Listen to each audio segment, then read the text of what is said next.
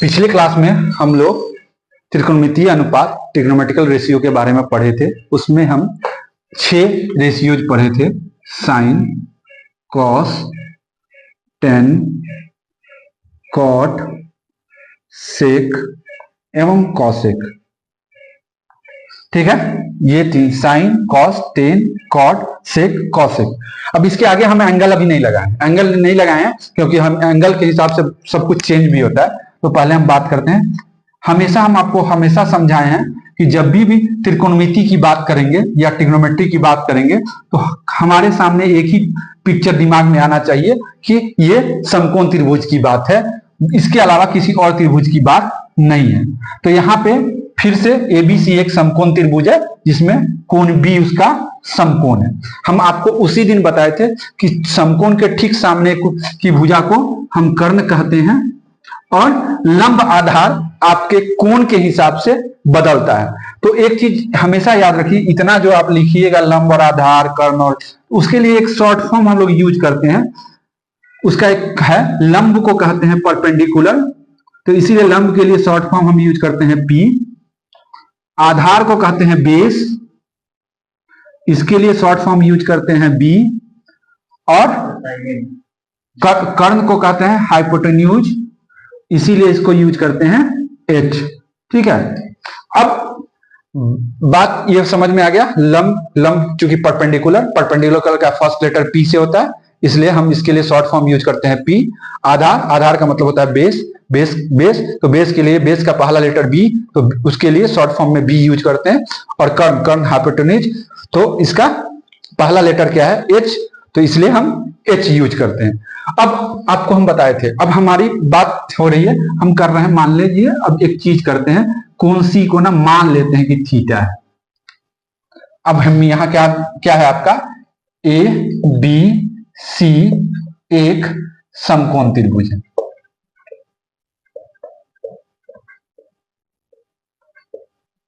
जिसमें कोण बी बराबर 90 डिग्री है। अब इस केस में आपको क्लियरली पता है कि AC आपका कर्ण होगा और जिसको हम डिनोट करेंगे H से।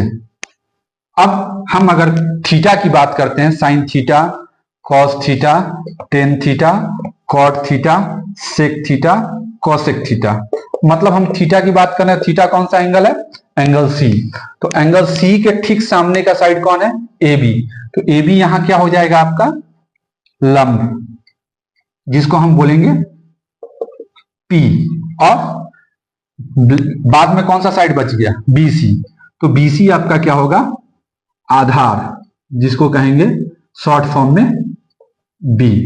अब साइन थीटा का हम क्या आपको बताए थे, लंब बटा कर्ण, मतलब P बटा H। कॉस थीटा का क्या बताए थे, आधार बटा कर्ण, मतलब क्या हो गया, B बटा H। टेन थीटा का क्या बताए थे, लंब बटा आधार, इसका मतलब क्या हो गया, P बाई B। अब कॉट थीटा का क्या बताए थे, आधार बटा लंब, आधार के लिए क्या यूज करते हैं, B, लंब के लिए P। सेक थीटा क्या होता है, कर्ण बटा आधार,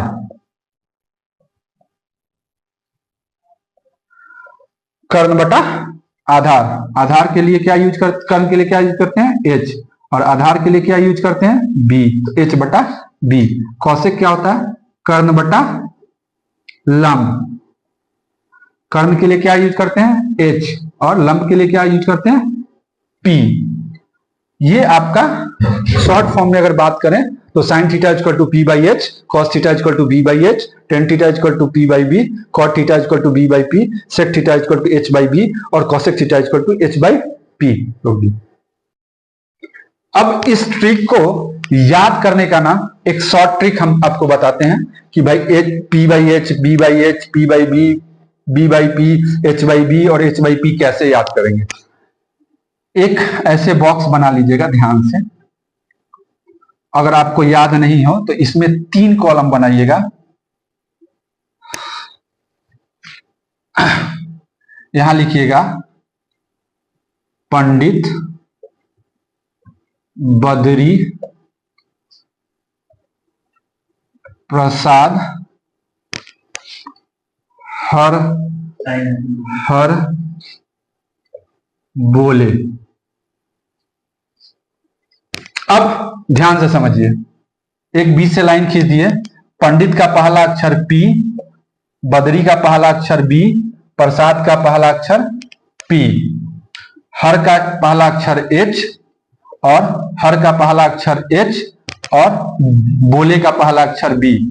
अब आप देख लीजिए, sine theta P by H, cos theta B by H और tan theta P by B. अब इसको उलट देंगे तो ये मान लीजिए ये है गया आपका साइन थीटा, ये है कॉस थीटा, ये हो गया टेन थीटा। इसको करें तो ये हो जाएगा कॉसेक थीटा उल्टा में, ये हो गया आपका सेक थीटा और ये हो गया कॉट थीटा उल्टा। जिधर एरो है वो पहले होगा, उसके बाद जैसे देखिए साइन के लिए P बाई एच, कॉस के लिए B बाई एच, टेन के लिए P बाई बी। अगर हम बात करें कॉसेक के लिए तो H बाई पी, सेक के लिए H बाई बी और कॉट के लिए B बाई पी।